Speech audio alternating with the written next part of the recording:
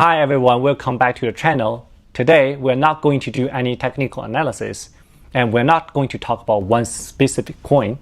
Instead, let's talk about money.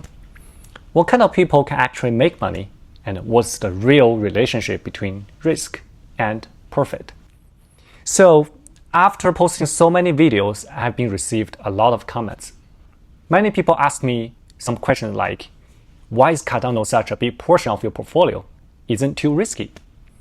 Cardano has fewer partnerships, a smaller TVL compared to its size, slower development, and people even call it a ghost chain. And something like every cycle has some hot coins, like last cycle it was Chainlink, and this cycle is Solana, Sui, XRP. So why would you still stick to a project like Cardano, which has been laying flat for years and never really taking off? Those are solid questions. And today, I will use Cardano as an example to talk about the risk and how to make money. Yes, Cardano has fewer partnerships. I completely agree. This has always been one of its pain points. But every project has to focus somewhere. When you spend a lot of time and resources focusing on one area or multiple areas, like full decentralization, governance, and network security, naturally, like other areas like aggressive partnerships will be lagging behind. For example, Bitcoin. Bitcoin has its own unique feature as well as weaknesses. Ethereum has too, and Cardano has no difference. Personally, I love to see Cardano expand partnership like Chainlink. So more institutions, companies, and DeFi projects will integrate Cardano into their own ecosystem. So when it comes to TVL, the numbers are misleading. Most people use DeFi Llama to check the TVL for a project. Yes. But the data doesn't fully apply to Cardano because it has the liquid staking mechanism. With Cardano, your ADA doesn't need to be locked on-chain to earn staking rewards. You can simply keep it in your own wallet, in your own address, and still can stake. This flexibility means DeFi Llama cannot track all the staked ADA. So Cardano's TVL looks smaller than it really is. Hoskinson once explained that if the liquid staking were counted, Cardano's TVL would be about $14 billion, which means the second ranking only after Ethereum. Alright, let's talk about ghost chain. Calling Cardano a ghost chain is just a misunderstanding. In fact, Cardano has one of the largest communities in the entire crypto space. When you have such a big and passionate community, naturally, you will also attract a lot of haters. So the ghost chain label is more of an outside perception, not a reflection of the Cardano's real value.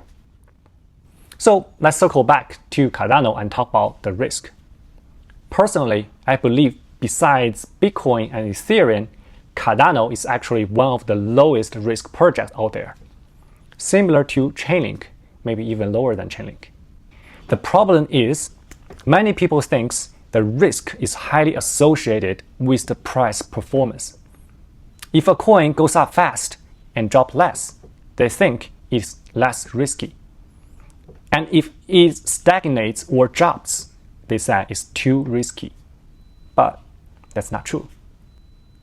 Let's take Meta as an example. 3 years ago, when Meta stock price dropped to $100, even lower, everyone said it was too risky.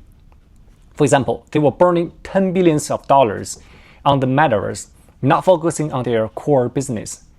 But look at it right now, almost $800 per share. Do people still say Meta is the riskiest stock of the Magnificent Seven? Does Tesla become the next one now? Just because its stock price has been stuck around $200 to $300 for 4 years, and also due to the high interest rate, slowing auto sale, political issues, and all the Elon Musk drama, and now people say Tesla is the riskiest. But let's say if Tesla price right now is $1,000, 3 times higher than the current price, would people still say it is the riskiest? So let's talk back about crypto. Look at Ethereum. A year ago, ETH dropped from $4,000 to $1,500. Everyone was bearish, full of negativity highlights like Ethereum foundations were selling a lot of ETH, and the founder Vitalik criticized a lot of things on X. And people said Solana was way better than Ethereum. It looks much better and stronger.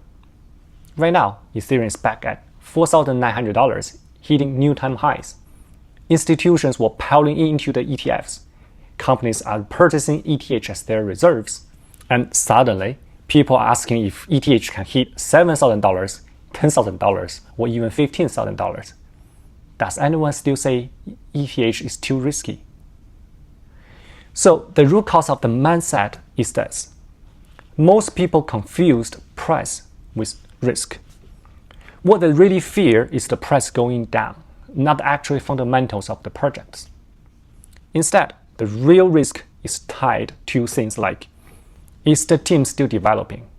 Is the technology advancing and staying competitive? Does it have a strong fundamentals and the leadership in its own field? In the stock market, you would also look at the revenue and profit growth. These fundamentals, not short-term price moves, are what truly define risk. So who actually makes money? It is those who can look behind the current price and understand the fundamentals. When prices are low and the sentiment is bearish, they accumulate within their risk tolerance. When the fundamentals are validated and price take off, they hold with conviction instead of panicking sell at every single dip. And when the time is right, they sell at the highs using technical analysis to guide their exit plans. In another word, research the fundamentals, ignore the noises, don't let the social media and fad control yourself. This is the most important thing.